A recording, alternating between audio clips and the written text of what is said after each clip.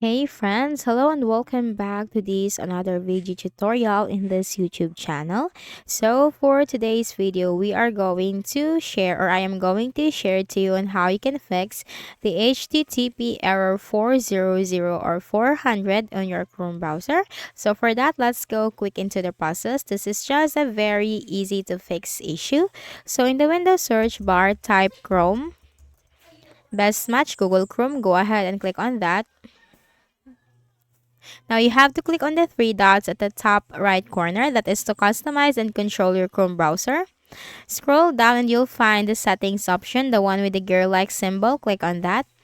Now here in the list of options on the left pane, you will find this option, privacy and security.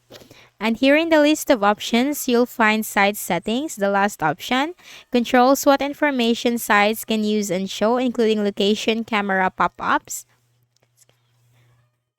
Scroll down a bit and you'll find third-party cookies. Click on that. Then here you'll find this option, see all site data and permissions. And here you just need to simply search for the website as to what website you're having the trouble with or the error with, the error 400 or 400.